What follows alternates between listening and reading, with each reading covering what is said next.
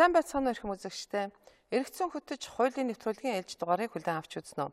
Хуулийн нэвтрүүлэг гэхээр зөвхөн хуулиудын тухай яриад байдаггүй гэдгийг үзэгч та бүхэн хэдийн ажигласан байхаа. Та бидний мэдэл зохиох хуулийн зарим заалт зүйл ангиудыг маш энгийн жишээгээр ойлгоход хялбар аргаар бид танд хүргэдэг. Тиймээс улсын дээд шүүхтэй хамтран бэлтгэдэг Монгол улсын нэрийн өмнөөс булангаараа энэ удаа сүүлийн үед олонтаа тохиолдох болсон иргэний нэгэн хэргийн бодит жишээг зохиомжлон хүргэж байна.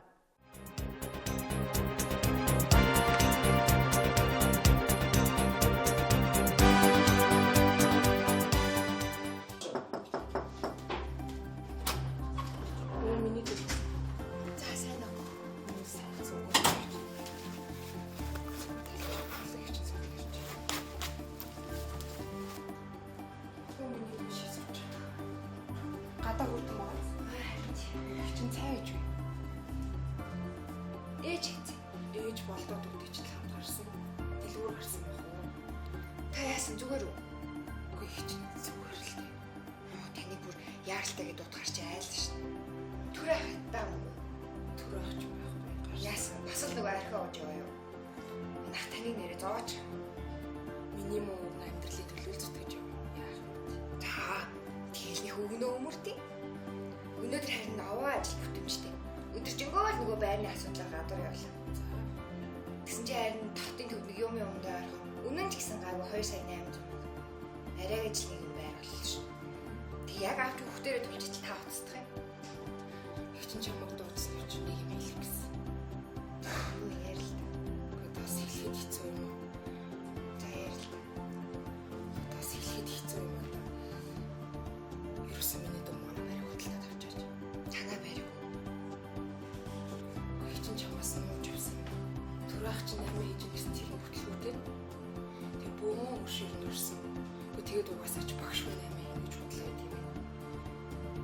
Их чинь дүү манай барийг л авч тусуулж. Тэгээд ч угаасаа цагдаас сэргийлэх баах хүмүүс хурж ирээд л өшиг нэх юм. Тэгээд ганц өөрнийг шуурна болж бас хэцүү л. Түрээх тийм их тавьсан юм.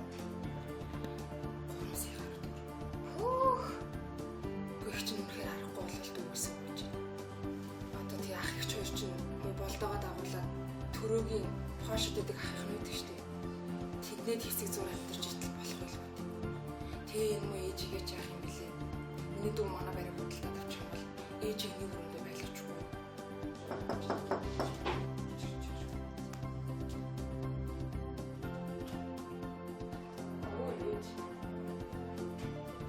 Чигээр сейф тодо засаад. Оо миний ах ирсэн ээж.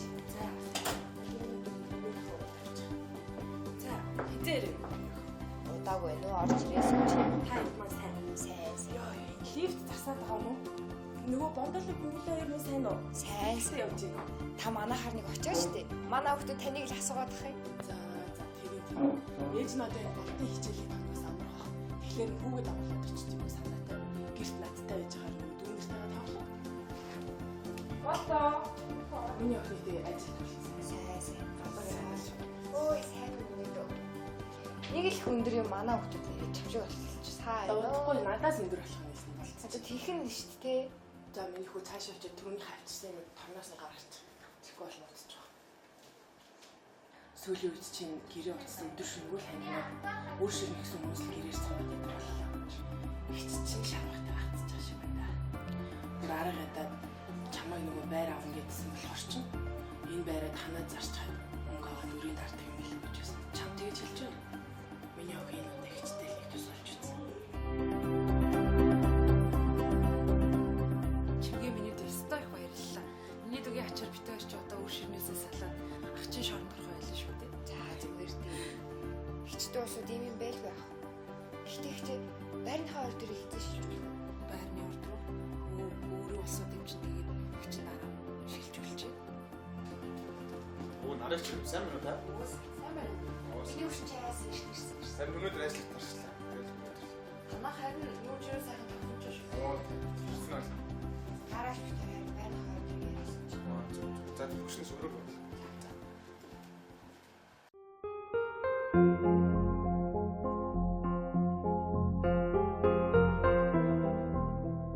Хич минь жоохон ч гэсэн юм мэдэж бол та. За ах минь тийшээ тавьчих.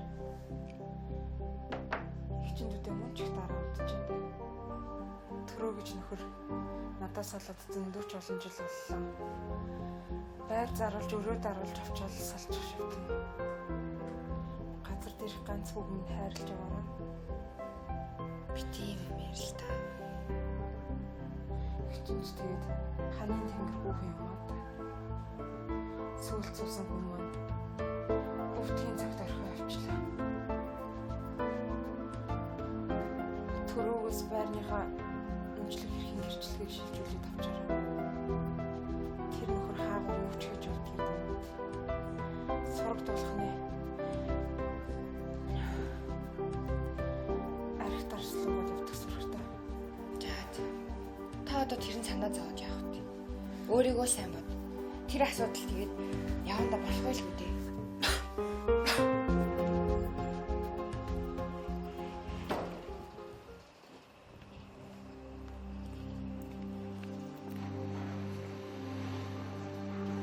Сайн ойлохоо.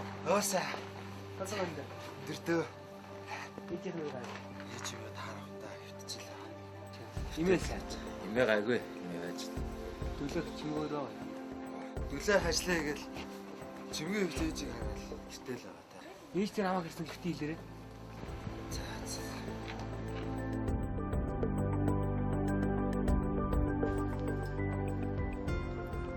Гөөшөө.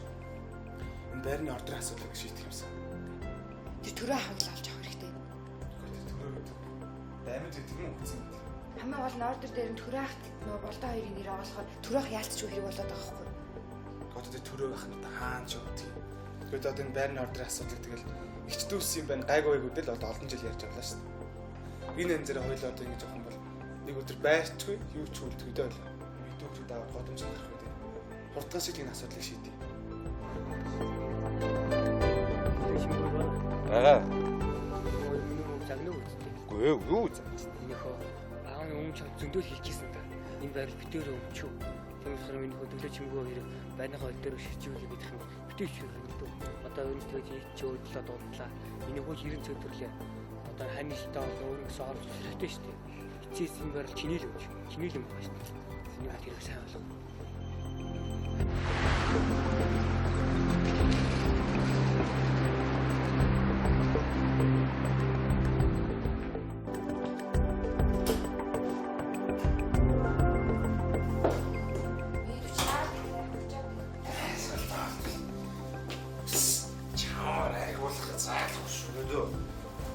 Зин байна очиж зайлэр.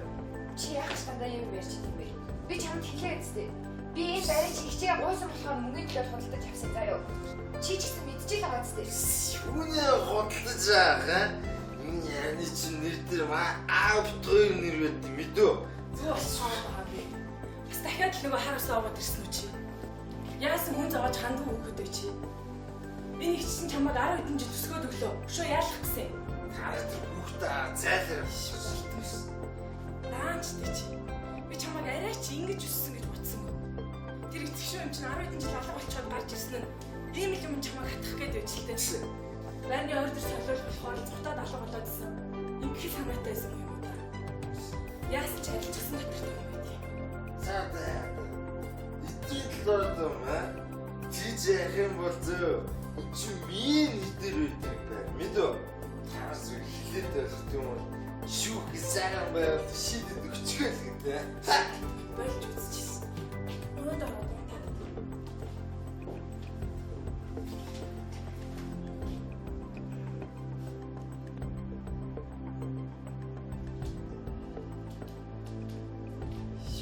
ээж нь болт юм толчлаа. Болт бүр сүүлийн үед хүнээ байлаа. Дандаа дөлөөг л байхгүй үед ирж агсан цогтуу тавьдаг бол. Уг нь өөрийнхөө хоёр бүтээс тутгааргүй хайрлаж ирсэн. Ээж л моохна ятгаж аж тийм юмд оруулчихлаа да. Шүүх цагдаагаар явна л гэдэл яаш. Үнэн мөн олдох юм миний охиодоо тайвшир. Дөлөөч хэрэг. Учир нь олдох л байлгүй дээ. Монгол улсын нэрийн өмнөс 1994 оны Монгол улсын иргэний Иргэн болдоо орон сууц өмчлөх эрхийн гэрчлэгээ гаргуулах, бусдын хууль бус эзэмшлээс буюу нагц эгч чимгээгийн эзэмшлээс орон сууцыг чөлөөлүүлэх нэхэмжлийг шүүхэд гаргасан. Харин чимгээ Уг орон сууцыг тухайн үед өөрийн эгч Наран түүний нөхөр Төрөө нараас 3 сая төгрөгөөр худалдан авч шударгаар эзэмшиж байгаа. Тухайн үед би төрсөн эгч хөргөн ах хоёртон итгэж байсан. Мөн байр хувьчлагдаагүй байсан учраас худалдан авах гэрээг бичгээр хийгээгүй. Өөрсдийнхөө нэрээр ч шилжүүлээгүй байсан. Намайг тус байрны шударга эзэмшигчээр тогтоож өгнө үү гэсэн сөрөг нэхэмжлэлийг шүүхэд гаргасан байна. 1994 оны Монгол улсын иргэний хуулийн 154-р зүйлийн 3-т өмчлөгч хууль ёсоор эзэмшигч нь эд хөрөнгөө өөрийн хүсэл зоригоос гадуур алдсан байвал уг эд хөрөнгийг үн төлбөртэй олж авсан шударга эзэмшигчээс шаардан нэхэмжлэх хэрэгтэй гэж заажээ. Нэхэмжлэгч болдоо хариуцагч чимгээ уг орон сууцанд 1995 оноос хойш хууль бусаар амьдарч байгаа гэсэн нэхэмжлэл тайлбар гаргасан боловч энэхүү нэхэмжлэл тайлбарын үндэслэл болсон орон сууцаа өөрсдийн хүсэл зоригоос гадуур алдсан болохыг нотлоогүй тул шударга эзэмшигчээс шаардах эрхгүй байна.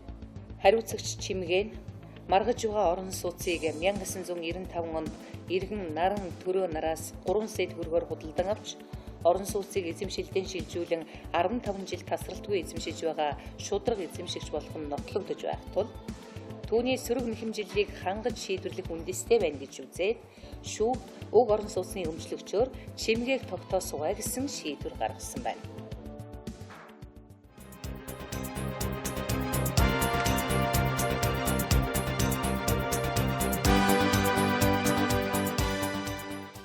Хэрв эгчин дүүдээ анх орон сууцаа худалдаж байхдаа эрх бүхий байгууллагад өргөдлөө гарган байрныхаа ордерыг дүүгийнхээ нэрээр болгож хожим дүү нь орон сууцыг хуулийн дагуу хувьчлан авсан бол энэ асуудал даймжирч шүүхээр шийдвэрлэгдэх байсан болов уу? Монгол улсын хууль тогтоомж зөвхөн шүүхэд биш харин нийт иргэдэд зориулагддаг тул ах дүү хамаатан садангууд ч хоорондоо гэрээ хэлцэл хийхдээ хууль дүрмээ чандлан баримталж байхыг анхаарахад илүүтэхгүй баха. Нөгөө талаар эцэг эхчүүд тухайн үеийнхээ санхүүгийн бэрхшээлээс гарахын тулд насан туршаагүй хүүхдийнхээ өмчлөх эрх, ирээдүйд амьдрах орон байрны асуудлыг мартаж хэрхэвч болохгүй гэдгийг улсын дээд шүүгтэй хамтран бэлтгэсэн Монгол Улсын нэрийн өмнөөс болон дахин сануулж байна.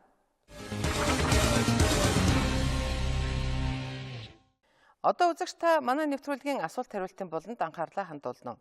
Иргэдээс ирсэн олон асуултуудаас бид энэ удаа гэр бүлийн дундын өмчтэй холбоотой асуултуудыг түн авсан байгаа. Харин дараагийн нэвтрүүлгүүдээрээ бусад асуултад хариулт өгүүлэх болно гэдгээ амлаж байна. Ингээд улсын дээд шүүхийн шүүгч Дорж Готов манай асуулт хариултын болонгийн өнөөдрийн зочин. Шүүгч Дорж Готов үзэгчдийн асуултуудад хариулж байна.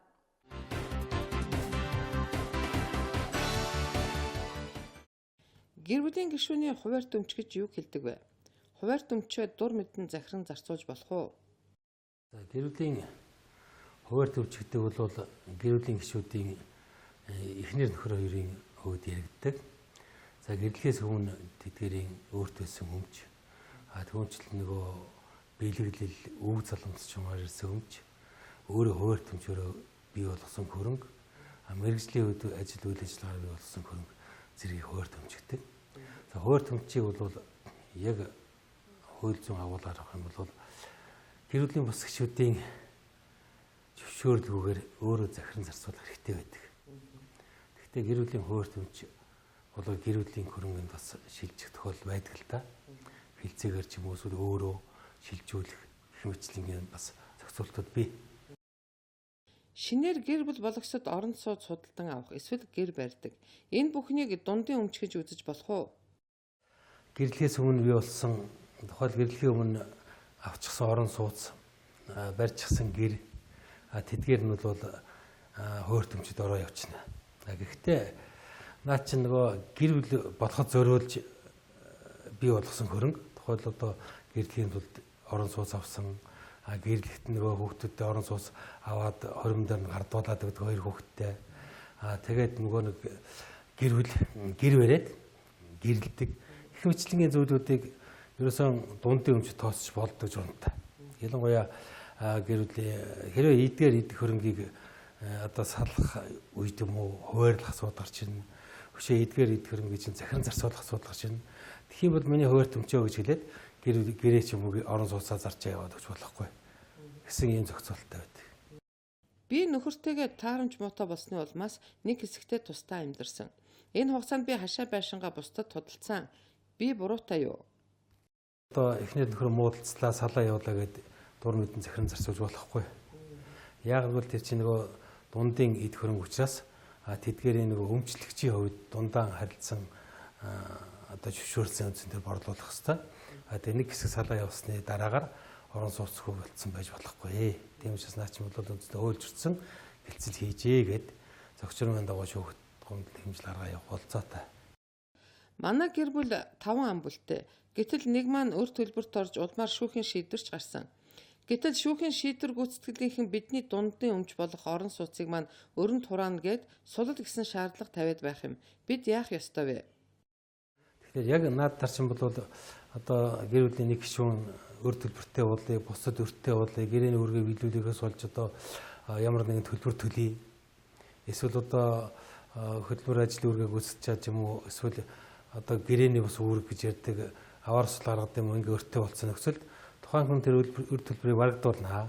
Гэхдээ энэ варагдуулахдаа хоёр үндсэн асуудал байна. Нэгдүгээр нөгөө бидний төрөөнөөс хойр төмчөж шүү дээ. Тэрнээс бол хамгийн ихний ээлжинд хойр төмчөөс нь варагдуулна. За хойр төмчөөс нь варагдуулаагүй нөхцөлд хамтран өмчлөх дундын өмчөд орох хулцаатай. Тэгэхдээ энд ерөөсөө дундын өмч чи орон сууцтай маань танаа гэрвэл энээс чинь одоо чиний орон сууцаач авлаа гэж болохгүй. Тухайн орон сууцны юу одоо эд хөрөнгийн өөрт ногдох хэсгийг тодорхойлуулад тэр хэмжээгээр хариуцлах хүлээдэг. За тэгэхээр бус хүмүүсүүд бол эд хөрөнгөөрөө гэр бүлийн гишүүний өмнөөс хариуцлах хүлээж болохгүй шүү дээ. Наад чинь үндсэн хуулинд хүртэлцаалт байгаа халдаан хэрэглэж болохгүй. Бусдын гимбруу бус этгээдээр хариуцуулж болохгүй гэсэн зарчмаараа үзэх юм бол энэ бол өөртөө оногдох хөрөнгө өөр хоёр хөрөнгөөр хариуцлах хүлээнэ гэж ойлгож болно. Би нөхөртөөгөө гэр бүлээ батлуулаагүй амьдарч байгаад 8 жилийн дараа хоёр тишээ болцоосон. Гэр бүлийн дундын өмчийг хуваах асуудал маань нэлээд маргаантай байгаа. Шүүх баталгаатай гэр бүлтэй адилтгаж үзэх болов уу? Амьдралаар бол одоо хамтран амьдрах гэсэн зүйл үед яриад байна шүү дээ. Гэр бүлийн баталгаагүй. Тэгсэн мөртлөө эхнэр нөхөртэй адилхан занд хамтраад амьдарч идэг. За ингийн хамтраад амьдарч ясны нөхцөлд бол ерөөсөө хамтын тийм эд хөрөнгө бүрдэхгүй гэж үзэх үндэстэй болцоо байхгүй. Тэгсэн мөртлөө иргэний хууль заасан иргэний хуулийн 129-өөс гэр бүлийн эд хөрөнгөтэй адилтгаад хуваарлах бас болцоогүй. Ийм асуудал гарч идэг. Яг бол нөгөө гэр бүлийн хөрөнгө гэдэг чинь гэрлэгсэд буюу эхнэр нөхөр бус гэр бүлийн гишүүдийн эд өмч хөрөнгө болоо явцдаг л да. Тэгэхээр энэтэй адилтгаж болохгүй учраас нэгэнт одоо яг гэр бүлийн хууль ёсны гэр бүлтэй адилхан хуваарлаж болохгүй маа. Тэгэхдээ энэ эд хөрөнгийг өөрсдөө нотлохоогоо гаргаад үнэхээр одоо хамтаар амьдарч бий болсон юм гэдэг үндслээ гаргаад ирэх юм бол хоёр үндсэн хэлбэрээр л хуваарлж байгаа л да. Шүүх шийдэж байгаа л да. Нэгдүгээрт нь бол тухайн тэр эд хөрөнгөө хамтран амьдарч явах хугацаанд эд хөрөнгө нь салгаад авах болцоотой хэсгээр хуваарлагдсан. Тийм одоо хэсгээр өмчлөх шинжтэй байх юм бол хэсгээр өмчлөх дундын өмчийн зохицуулалтаар шийдэгдэх болно. За угаасаа эд хөрөнгөөс салах бол зөв ингээ холилдсон байх юм бол тухайн одоо холилдсон өмчигдгээр нь иргэний хуулийн зохицуул залтыг бариад нотлогсон хэмжээгээр нь мөн одоо тэр дээр хөтөлбөр оролцоо бүтээсэн зүйл тэр байдлыг харгалзаад эсвэл тэр яаж мэдтгүй яг нөгөө дундын хамтран холилдсон буюу хамтын өмчийн хэлбэртэй адилхан гэж үзэх юм бол адил тэнцүү хуваарь хачмаар ингээд шийдэж өгч болно. Энэ бол хөрөнгөө шийдвэрлэх болцоотой. Тэгэхдээ яг хууль ёсны гэр бүлтэй адилхан зохицуулалтаар шийдэх боломжгүй. Би нэг нөхөр маань 2 өрөө орон сууцтай байхдаа гэр бүл болцгоосон. Хамтран амьдарч байх хугацаанд бид тус тусын байраа зарж 4 өрөө орон сууц судалдаж авсан. Гэтэл нөхөр маань нас барсны дараа хадам ээж болон талигаачийн том хүү 2 намайг орон сууцаас сулж өгөхийг шаардаад байх юм а. Би яах ёстойгоо ч мэдэхгүй байна. Энэ асуултаас арах юм бол хоёр юм санагч байна л да. Нэгдүгээр хууль ёсны гэр бүл байх юм бол дагвар хөвгттэй ч юм уу тийм ээ. Тийм асуудал байна л да. Хадам ээж нь дагвар хөвгт нь эцгийнхээ орон сууцыг шаардж ийн гэсэн. За нөгөө талаас нь аваад үзэх юм бол бас энэ хоёр баталгаагүй юм нөгөө хамтран амьдрагч маягаар амьдарч хагаад орон сууцаа нийлүүлээд ингээд дундаа 4 орон сууцтай болцсон нөхцөл байх юм байна. За ийм хоёр нөхцөлтэй асуудал байх гэж бодож байна.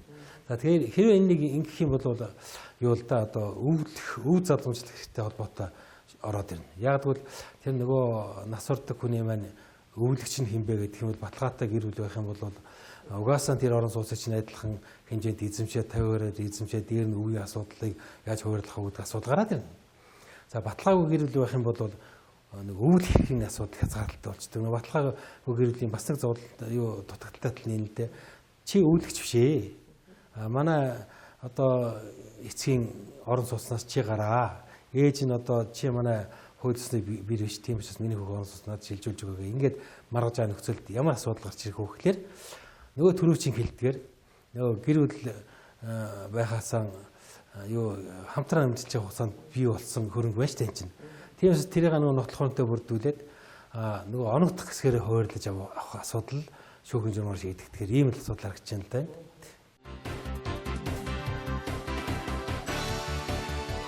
Манай нэвтрүүлэгт хандаж асуултуудаа ирүүлсэн иргэд мөн үзэгч та бүхэн гэр бүлийн дундын өмчтэй холбоотой мэдээлэл хариултуудыг мэргэжлийн хуульчин ярианаас авч чадсан гэдэгт бид итгэлтэй байна. Хуульч иргэн таны хооронд гүүр болж өгөх манай нэвтрүүлэгт хандахыг хүсвэл Монголын үндэсний олон нийтийн телевизийн олон нийттэй харилцах албаны 328 334 дугаарын утсанд холбогдорой. Бид туслахад бэлэн байна. Монгол улсын нотариатын тухай хуулийн шинжилсэн найруулгыг өнгөрсөн 7 хоногт хуралдсан Улсын их хурлын нэгдсэн чуулган авч хэлэлцсэн байна. Яг энэ үеэр манай улсад ажлын ажилд хийсэн Францын хууль зүйн ухааны доктор, Францын нотариатын танхимын гадаад харилцааны зөвлөх хатагта Мари-Лиз Эбрартай бид уулзсан юм. Одоо манай нэвтрүүлгийн хойморт өргөцсөн хатагта Эбрарын ярилцлаганд анхаарлаа хандуулаарай. Би бол Монголд бол 3 дахь удаага ирж байна. Нотариатын хуулийн шинжилсэн хэлэлцүүлэг бол хууль зүйн яамнаас Улсын их хурлд өргөн баригдаад Улсын их хурлын зүгээс бас давхар нөгөө өөрийнх нь нотариатын хуулийн шинжилсэн төсөл явж байгаа. Тэгээ энэ дээр бол нотариатын байгууллага дээр энэ хуулийн нэмэлт өөрчлөлтөд өөрийн төсөл цаг өгөх гэж ирсэн маа. Монгол улс бол нотариатын хуулийг шинжлэхэд бол эргэцсэн хоёр системийг сонгох асуудал дээр ирээд ингэж ойлгож байгаа. Нэг нь болохоор бол Англи Америкийн системийн эргэцсэн систем, нөгөөх нь болохоор их газрын. Англи Америкийн эргэцсэн систем бол хурдан шуурхай эрх чөлөөтэй байх гэсэн энэ зарчим. Их газрынх бол эрхцүүд дагуу баталгаатай эрсдэлгүй байх гэсэн энэ зарчмыг баримталж байгаа. Тэгэхээр бол миний зүгээс бол юу гэж зөвлөж байна гэхээр бол их газрын зарчмыг бол сонгох нь зүйтэй юм аа. Яагаад гэвэл их газрын зарчим гэдэг бол эдийн засагт гарч байгаа эрсдлийг бол урьдчилан сэргийлж шүүхэд тэр маргаан гарч очихгүй байхын төлөө байдаг учраас бол Монголын нийгэм иргэд эдийн засаг тохирол учраас урьдчилан сэргийлж байгаа ийм хэрэгтэй зарчим юм а гэж үзэж байгаа. Сая болсон нөгөө дэлхийн эдийн засгийн хямрал бол ганц нэг улс биш, бүр дэлхийд даяар бол тойрох биш өнгөрөөд гарсан. Тийм учраас бол эдийн засгийн энэ хямрал битгий улс орныг дайрж гараасай тойрж гаргахын тулд бол эрхцэн системээ зөв сонгох асуудал байгаамаа гэдэг дээр бол юу санал өгвэн. Тэгээ энэ тал дээр болохоор хууль зүйн яам болон улсын их хурлын гишүүдтэй бол ажлын хэсгийнхэнтэй уулзсан. Энэ талаар бол бид нар тодорхой ойлголтод хүрсэн гэж ойлгож байгаа. Тэгэхээр хууль зүйн яам болон улсын их хурл өнөөдөр бол нөгөө эрхцэн системийг бол нөгөө англи юм уу их газрах гэдэгтэй биш, хамгийн гол нийгэм эдийн засаг иргэн эрсдэл орохгүй байх энэ баталгааг хангах бол сонголтыг бол зүйтэй хийсэн гэж бол би дүгнэж байна.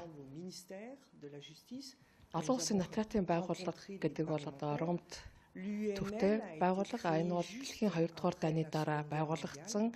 Одоогоор бол дэлхийн 80 орны нэгтгэсэн Аз, Африк, Латин Америк, Төв Америк, Европын ихэнх улс, тэгээ хуучин социалист аграрын улсуудыг нэгтгэсэн ийм олон гишүүнчлэлтэй байгууллагад энэ зорилго нь юу юм бэ гэхээр их газрын системд үндэслэн нотариатын байгууллагыг дэмжих тэнийг цаашдын хөгжилд нь туслалцаа үзүүлэх хэм зорилготой байгуулагдсан байгууллага. Тэгээд Монгол улс бол олон улсын нат театрын байгууллагууд 9 орох бол нөхцөл бол буруу хангагдсан. Тийм ч учраас бол эх оны 7 сард бол олон улсын нат театрын холбооны ерөнхийлөгч энэ байдалтай бол бичлэн танилцаж шалгахаар бол ирнэ. Ингэсний дараа бол Монгол улс бол олон улсын нат театрын байгууллагт бол эсэх баха гэж бол найдаж байна. Corée, il y a des notaires en Chine, il y a des notaires en Mongolie. Эргэцэн хөтөж хуулийн нэвтрүүлгийн загтал болон эхэлж байна. Хуулиар зохицуулагддаг амьдралын альва нухчаа бүрт бүдчин яваа хэн нэгэн бидэнд загтал ирүүлж тусалцаа хүсдэг. Бид ч загтлын мөрөөр сурчлах ажлаа үргэлжлүүлдэг жамтай.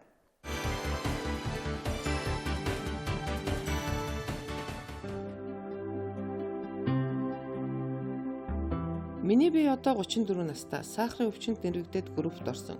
Нөхөр маань 7 жилийн өмнө амьдралаа өөдөн татах гээд Солонгос улсыг зорсноос хойш би 2 хүүхдийнхээ хамт өнөөдрийг хүртэл барааг нь хараагүй. Эхэндээ бидэнд мөнгө явуулдаг байсан. Сүүлдээ бүр сураг тасарсан. 2005 онд гэр маань төмөрт автаж би 2 хүүхдийнхээ хамт гудамжинд гарсан гэж хэлж болно. Хадмууд маань сураггүй алга болцгоосон. Нутаг усны ах トゥ нарын тусламжаар 2 хүүхэд маань өсч өндийж л байна. Гэсэн ч амьдрал үнэхээр хэцүү байгаа болохоор нөхрөөсөө тэтгэр тэтгэмж авахаас өөр аргагүй болоод байна. Би хаана хэн тандаж болох вэ? Надад туслаач. Сэлэнг зүүн хараа 1-р багийн иргэн наран гэрэл. Их болсон 6 зүйл хамаг амтны тусын тулд өгдөө болгон залбирлаа үлдэж, өргөлөө өргөж байсан хуруу хүн нэг л хар өдөр үрзэлд баригдаж, өлөгчин эмсийн өгсөн хувилдсан хувилдааны хоморгонд өртөж, өргөс торны цаана өчнөөн жил сэтгэл санаагаараа тарчлан сууж байна. Өршөлт төрийн сүлд сойрхон үнэн мөнийг нь олоход туслаач. Шүүхийн шийдвэр гүйцэтгэлийн ерөнхий газрын харьяа 421-р ангид ял эдэлж байгаа Сүхбаатарыг өршөөж хайрл хүмүүн минь. Хоёр ихэр охин төрүүлсэн эхнэр маань хүнд өвчнөд нэрвэгдээд одоо эмнэлэгт байгаа. Ихэр охтыг маань эмчнэр ярьж байгаад эрүүл мэндийн яамны харьяа нялхсын клиникийн сувлад өгсөн боловч одоо хоёр охиноо ав гээд байна. Манайх хоёр ихрээс гадна 8-аас 15 насны 3 хүүхэдтэй. Эхнэр хүнд өвчтэй эмнэлэгт байгаа болохоор бид одоохондоо хоёр охиноо авч чадахгүй байгаа. Ямар хууль дүрм журмаар нялхсын клиникийн сувлад хүүхэд асардаг гэдгийг л мэдмээр байна. Надад туслаач. Хоёр ихрийн аав Инхбат. Бид зарим загтлаас татаж үзүүллээ. Эрүүл мэндийн яамны харьяа нялхсын клиникийн сувлалд бид загтлын мөрөөр очиход харамсалтай нь удирдах албан тушаалтнууд нь байгаагүй. Харин нийгмийн ажилтан анх туяа ажлын байран дээрээ байсан ч ямар хууль дүрмээр энэ клиник сувлалд хүүхэд авч асардгийг мэддэггүй гэдгийг хэлж байлаа. Бид дараагийн нэвтрүүлгүүдээр загтлын мөрөөр сурвалжлага бэлтгэн үзүүлэх болно. Эрүүл мэндийн яамны харьяа учраас тэндээс одоо яг эмнэлгийнхаа заалтаар бол ийм юм өвчтөе хүүхдүүдийг тэдний хугацаанд хангаач гэдэг юм уу. Тэрийг бол би сайн мэдэхгүй шүү дээ. Би нарийн тэрийг мэдэхгүй юм чинь. Чи тэр нарийн тэр юм мэдэхгүй гэж энд ажил суудаг чи ямар сони. Би ажилтан байж чи. Та өөдний түүх гаргаад сууж байгаа уу?